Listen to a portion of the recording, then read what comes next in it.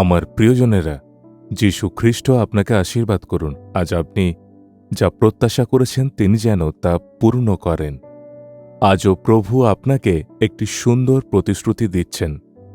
যিহিজকেল ভাববাদীর পুস্তক ৩৬ অধ্যায়ের ১১ পদ, তোমাদের আদিম দশা অপেক্ষা অধিক মঙ্গল তোমাদিগকে দেব। আমাদের প্রভু বলেন, হে আমার পুত্র কন্যা, আমি তোমার প্রথম অবস্থার চেয়ে অধিক তোমার জন্য উত্তম করব। কেউ কেউ হয়তো বলছেন, আগে আমরা ভালোভাবে জীবনযাপন করতাম, আমরা সমৃদ্ধ ছিলাম, ভালো অবস্থায় ছিলাম, নাম ও খ্যাতিও ছিল, কিন্তু এখন আমরা আমাদের সব কিছু হারিয়ে ফেলেছি। সেই সব ভালো দিনগুলো আর নেই। এখন কেবল দুঃখ, ক্ষতি, কষ্ট, ব্যর্থতা ও হতাশার মুখোমুখি প্রায় হচ্ছি। আপনি কি এখন এমন কোনো পরিস্থিতিতে এসেছেন? আপনি কি ভাবছেন, আমরা কি আবার সেই ভালো সময় ফিরে পাব? প্রভু কি প্রতিশ্রুতি আপনাদের দিচ্ছেন জানেন? হে আমার পুত্র কন্যা, তুমি যদি ভাবছ শুধু আগেরটাই ফিরে পেলেই যথেষ্ট, কিন্তু আমি তোমাকে তোমার আগের চেয়ে অধিক সম্মানিত করব, তার চেয়েও অধিক উচ্চে তুলে ধরব। আমি তোমাকে তার চেয়ে অধিক খ্যাতিও দেব, প্রথম অবস্থা থেকে আরও উত্তম করব। প্রভু এমনটাই বলেন। তিনি খুব আশ্চর্য ঈশ্বর। তিনি বলেন, তুমি তোমার আগের গৌরবের কথা ভাবছ, কিন্তু আমি তোমার জন্য তার চেয়েও উত্তম কিছু সংরক্ষণ করে রেখেছি। হ্যাঁ আমার প্রিয়েরা, প্রভু আজ আপনার সাথে কথা বলছেন। আমরা কি বাইবেলে ঈশ্বরের মানুষ ইয়োবের কথা পড়ি না? তিনি অত্যন্ত ধনী ব্যক্তি ছিলেন। তার অনেক ভেড়া, গরু, উট ছিল। সে সময় যা খুব মূল্যবান মনে হতো।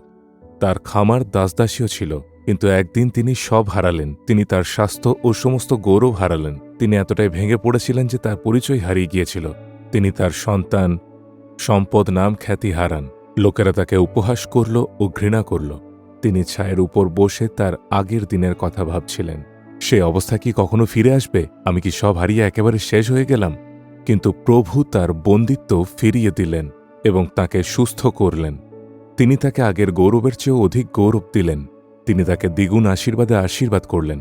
যারা তাকে ঘৃণা করত তাদের মধ্যেও প্রভু তাকে সম্মান ও খ্যাতিতে উন্নত করলেন। সেই প্রভুই আজ আপনাকে বলছেন, আমার পুত্র, আমার কন্যা, আমি তোমার প্রথম অবস্থার চেয়ে তোমার জন্য আরও উত্তম করব।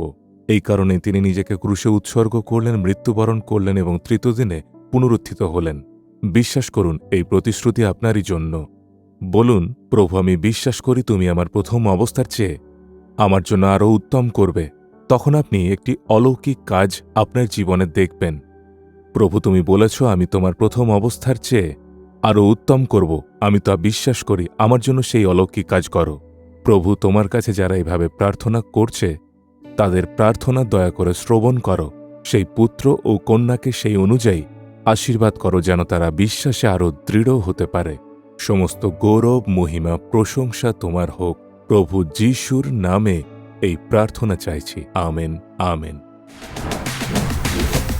জিসাস রিডিমস বেঙ্গলি ইউটিউব চ্যানেলটি সাবস্ক্রাইব করুন,